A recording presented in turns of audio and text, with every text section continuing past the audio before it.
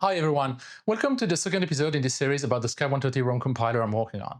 If you're new here and didn't see the previous video, please go check that out first so that you can follow along, and I'll put a card link in the corner. In this episode we will focus on the bitcell itself, quite literally the heart of the ROM. I'll do my best to explain how I came up with the current design and the justification for the various choices I made. But before we dive into the thick of it, a quick couple of remarks. First off, I'm sorry it took so long to get this second episode out. There was a couple of tape outs happening at the same time and it got busy. For the future, I will try to shorten the time between episodes to roughly 2 or 3 weeks. Second, I want to say a quick word about the tooling that you will see me using throughout this episode and future ones. What I'm using here is pretty much the standard software suite for analog design on the SKY130 Open PDK. Some of these might have a UI that appears outdated and hard to use, but they are very powerful tools, and when you learn to use them right, you can do fairly advanced things pretty efficiently with them. Schematic capture is done using XCAM. There is a full SKY130 integration available for it, symbols and such, and that's included with the default PDK install. It will also directly write netlist in SPICE formats for simulation. And speaking of simulation, those are done with the ngSpice, an open source SPICE simulator, a distant successor from the last Berkeley SPICE 3.5 release. And it supports all the device models from the SKY130 PDK. The actual layout work itself is done using Magic, an open source VLSI layout tool started in the 80s but still developed and maintained to this day. It's not the easiest to pick up, but I especially like it because you can do a lot with just the keyboard and its command line interface. It also has a real-time visual DRC providing immediate feedback when you're doing something wrong. That is invaluable when optimizing your layout. I will also be using Klayout from time to time. It's a more recent layout tool. It started as a visualizer only, but has since evolved to allow editing and much more. I'm using it here mostly for visualization, as it can be used to show off and inspect layouts a bit more nicely than Magic. I'm not going to detail how to install or set up or use all of these. There are numerous guides and video available on the subject already. You can also find pre-made VM images with everything ready if you want to. I will put links down below in the description to some resources on the subject. And if even after reading the docs and guides you still have some issues, you can get community support on the open source Silicon Dev Slack channel. Some of the tool's authors and maintainers also hang out there and can provide guidance when asked nicely. Okay, with that out of the way, we can get down to business, the bitcell. A quick refresher, here is what a NOR-style ROM looks like, a small 4x4 in this case. I am using NMOS transistors here because NMOS are just better, but technically you could make a ROM out of PMOS if you really wanted to. It's all symmetrical. Another small note here is that I drew the word lines vertically and the bit lines horizontally. This can differ from the literal, but because that's the way I ended up drawing them in the layout, I thought I would keep things consistent and always refer to them as word line and bit lines, rather than using the terms row and columns. At the intersection of each word line with each bit line, there's a transistor, and this is the bitcell. That will be repeated over and over. The presence or absence of that transistor will dictate the content of the ROM. Now, whether this encodes a 0 or a 1 can depend. Obviously, here the transistor would pull the bit line into 0, but then the output stage of the ROM could be inverting. And, spoiler, for my ROM compiler, it will be. So, this is the layout we'll review today. One single NMOS transistor. How hard can that be? We obviously want the bitcell to be as small as possible, and as is often the case, we might end up being limited not so much by how small a transistor we can make, but by the contacts and associated signal routing. Our cell here has 3 connections.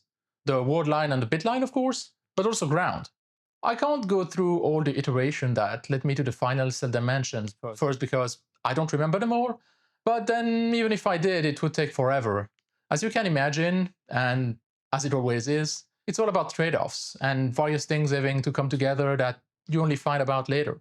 So what I will try to do here is go through a few of the steps and main design considerations, building up a fairly close approximation of the bitcell, and then I will load the actual final one and review it. Let's hop into Magic and have a look at how small we can make a transistor. This is the smallest transistor you can draw in SKY130 and meet normal DRC rules. Dimensions are 150 nanometer gate length, 420 nanometer gate width, 130 nanometer poly overhang, and 250 nanometer diffusion overhang. Obviously, it's not very useful as is. We need some contacts. And it looks like this, with the crossed area being the via from the local interconnect layer down to poly and diffusion. First thing you notice when adding the contact is that Sure, we had to widen the diffusion a tiny bit to accommodate them, but it's nothing compared to the gate poly contact, which takes a lot of area and needs to be pretty far from the diffusion. If you try to use that transistor and make an array out of it, like this, you'd end up with a pretty horrible pitch, like 950 nanometers by 1.165 micron, or about 1.1 square micron. Not great. So obviously, this is not how you make a ROM, and at least not a good one. To get some idea on how things should be done, let's take a quick detour and look at a real ROM. This is a HD6805U1, a standalone MCU manufactured by Hitachi. It's been decapped and imaged by InfoSec DG. I'll put a link in the description to where you can browse it for yourself. The two large uniform squares on the left are ROMs, and if we zoom on them, you can find the structure of the bit cell and how it's organized. The yellowish vertical lines are the gate. Made from polysilicon, they run through the whole height of the block and are only contacted from one side. The horizontal shiny lines are the bit lines. They are metal and are only contacted once every 2 bit cells, because every other bit cell is mirrored horizontally, so they can share the bit cell contact. See, you have a bit cell here, then the next there, in the opposite direction, and so on and so forth. That helps density and also reduces the parasitic diffusion capacitance on the bit line. The connection to ground is a bit more tricky to see. It's the red zone you see between two pairs of bit cell. In this ROM, they're distributing the ground connection directly using diffusion. Usually this would be a big no-no because diffusion is pretty resistive, but here it's a relatively slow MCU, so they get away with it. They still had to make some periodic connection to actual metal ground rails, and so if you scroll down you'll find some periodic contacts. Like here, you see the thicker horizontal metal rail is ground and contacts the diffusion zone. They have 3 such connections per ROM square, one on each extremity and one in the middle. But let's get back to magic and see how we can apply what we saw there to SKY130. First thing is to get rid of the poly contacts. We can just have a shared poly word line going across. This would work fine to only contact it once, but it would likely severely impact the speed. So what I opted to do is to have so-called global word line in a metal layer above, and then periodically contact it down to poly, thus reducing the density impact of having poly contacts. So far, I've settled to 1 contact every 8 rows of transistors. Definitely looking better. Now we can also mirror every other cell and share both the ground contacts and the bitline contacts. And this is how it looks. Pretty nice, right? Density is looking good with a pitch of 430 nanometers by 690 nanometers, or about 0.3 square micron per bit. Of course, we still haven't dealt with any of the actual metal lines and routings. We'll look at that in a bit. The density is also a bit worse when you consider the periodic gate contact, but even ignoring all of those, there is still an issue with our current state. In order for the ROM to be useful, we have to encode information in it, and that means we need to be able to remove some of those transistors. In the microcontroller decap we've looked at, there was no visible difference between the various cells, and that's probably because it was an implant ROM. So they didn't really remove any transistor, but instead played with VT or doping implants to deactivate some transistors. Physically, they're still there, but they won't work. Here, because we're sticking to normal design rules, we don't really have such option. We need to actually remove the transistor we don't want. We can't remove the poly, of course, because that's part of the shared poly word line, so that has to stay. But we need to remove the diffusion. If we try to just remove some diffusion in the middle transistor, for instance, we get this, the RC errors. More specifically, poly spacing to diffusion has to be more than 75 nanometers, and diffusion spacing has to be more than 270 nanometers. So it is required to space things a bit more to be able to remove diffusion and actually encode information. This is what it looks like if you keep things as tight as possible. The horizontal pitch is a bit increased and the bit cell area is about 10% larger. There's no other choice. Note that the diffusion contacts around the removed transistors also had to be shifted a bit toward the remaining transistor. So this is something the compiler will have to take care of. And there are other complications. If 2 adjacent transistors are to be removed, the corresponding shared contact has to be removed too, because there wouldn't be enough diffusion area left to put a contact and meet DRC. Another option to handle such case is to actually leave the transistor, but just remove the shared contact. If it was a bitline contact, then when the transistor is active, it will just ground the unconnected diffusion and do nothing. If it was a ground contact, the NMOS will just connect the bit line to a unconnected diffusion, not really doing much. Now, why would you want to leave the transistor and remove the contacts instead of removing both? Remember in the first episode that I mentioned that for each layer there are specific density targets to meet? And there is such a target for diffusion. We need at least 28% average diffusion in our bit cell, and if we remove too many transistors, we wouldn't meet this. The automatic fill can't help us here. We have polyward lines everywhere, so there is nowhere for it to put diffusion without affecting the circuit. It's all up to us. Of course, leaving transistors also has downsides. The biggest one is that if the transistor wasn't there, there would be no gate, thus no gate capacitance. The capacitance of field poly, that is poly that is not part of a transistor gate, is much lower because the oxide layer between it and the substrate is thicker. So by leaving those transistors, we're increasing the parasitic capacitance of the word lines, which will affect the speeds or the dimensions of the required word line driver. But then again, we want to be independent of the ROM content, so for timing and dimensioning, we need to consider the worst case anyway, where all the transistors are present. We might still want to leave as little of them as possible, though, to increase timing margin and also reduce power as much as possible. The current compiler doesn't do that at the moment, but definitely a future optimization to add. If we look at what we have currently, it looks like this. I added poly contacts that we need periodically, and this is pretty good. And I think we can route it. For the routing, I'm not considering the local interconnect layer viable at all. As the name indicates, it's really intended for local connection, and it's about 100 times more resistive than the metal one layer. It might have been possible to use it maybe for the ground connection or for very small ROM size, but that wouldn't really have help density, so I just decided against it and only use true metal layers. If we tried to use metal 1 for word lines, we'd have to use metal 2 for the bit lines, but to connect those bit lines to the diffusions, you'd need to go through metal 1, and there just wouldn't be enough space between the word lines to do that. So the only option is word lines on metal 2, and the routing would look something like this. Horizontal bit lines on metal 1, intertwined with horizontal ground lines on metal 1 as well, and then vertical global word lines on metal 2 with periodic connections down to the actual polysilicon. I think it would work, but this is not what I chose to do. To understand why I didn't pick this version, we have to talk about another concept: pitch matching. At the moment, our cell is roughly 0.5 micron by 0.7 microns. So we have one word line every 0.5 micron in one direction and one bit line every 0.7 micron in the other direction. It is essential that whatever drives the word line and whatever receives the bit lines matches those pitches, or we would have a horrible routing mess on our hand. I won't go into the details now about how those blocks are made, but we can still have a rough idea. The bitline receiver, as mentioned in the first episode, will begin by muxing down multiple bit lines together. It is pretty common to use pass transistors for the first few stages of that, and those don't take up much space. Also, as we mix down several bit lines, the deeper you go, the more vertical space you can use, since you have the combined vertical space of all the bit lines you've just muxed down. Say we have a 4-to-1 bitline muxing, we end up with 2.8 micron available for whatever comes after the muxing. So we'll see later that a 0.7 pitch turns out to be way more than we need, and we could do with less.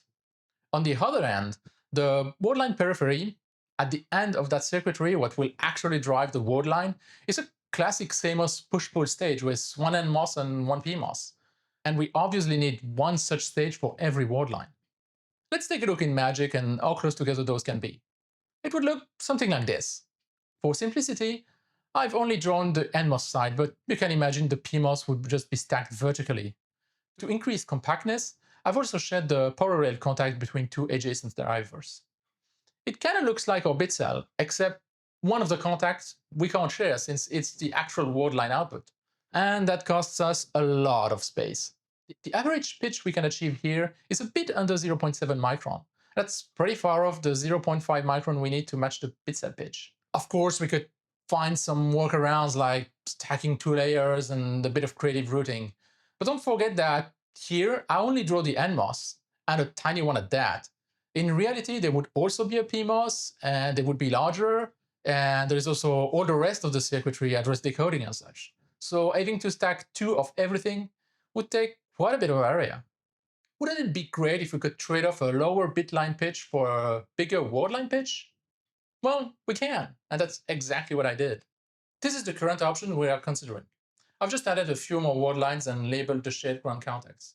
And what I did instead is to have each pair of transistors around the shared ground contact be part of the same word line, like so. So the poly lines are now paired around the shared ground contact and driven by the same global word line. The contacts to the bit line alternate between two different bit lines, left and right of the shared ground contact.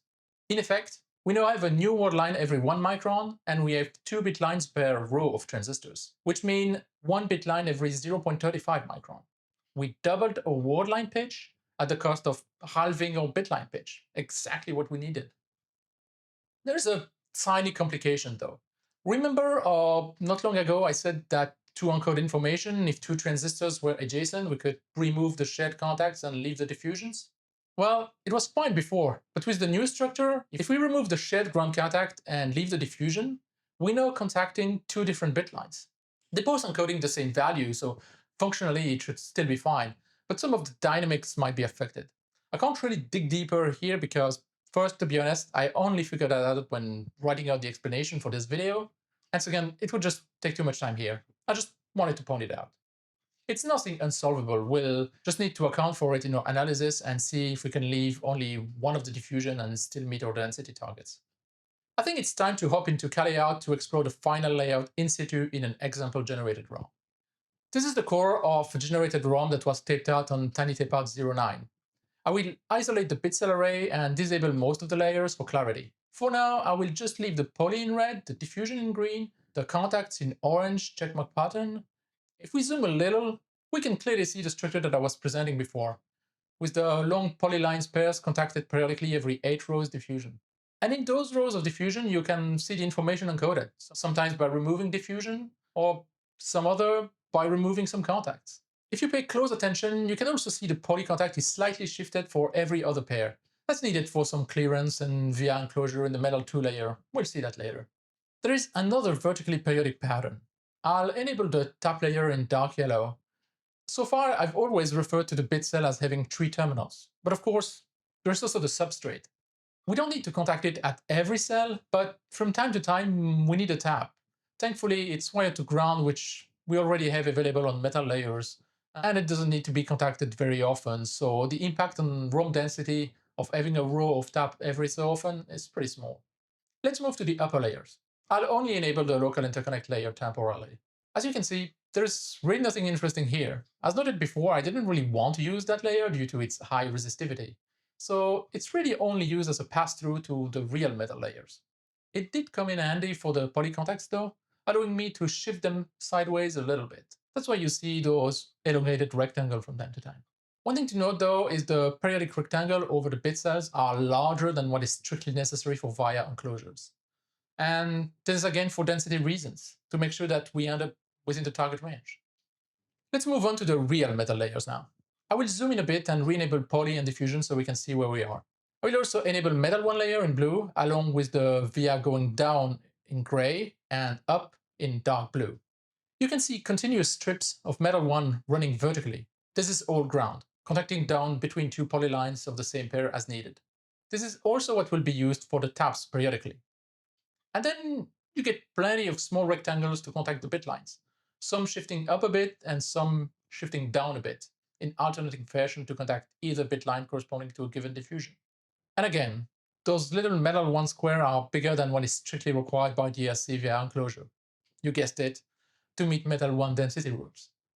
You can then also see the little metal 1 square on the polycontact row. As I mentioned earlier, it's shifted to the right compared to its corresponding polycontact point using local interconnect. Without this, it would conflict with the metal 1 ground stripes. And finally, for the 2 higher metal layer, you can see the horizontal bit lines in pink, contacting down and alternating. And all the way up in metal 3, you have the global word line. It's fed from the bottom by the word line drivers and goes all the way through the ROM, periodically contacting from metal 3 all the way down to poly every 8 rows of diffusion, which is every 16 bit lines. So there you go. I think this video is long enough as it is, so I will stop here. The next episode will probably be a bit of a special edition, since there was a tape out a couple of weeks ago and it included some ROMs using the prototype compiler. I thought I'd quickly go over what I put on there. But then after that, we'll resume on the ROM design, and I will go over some modeling of the bit cell and estimation of the parasitics involved. Be sure to subscribe so you don't miss any of it. In the meantime, like the video if you thought it was interesting, leave a comment if you have any questions or feedback, and I will see you in the next one.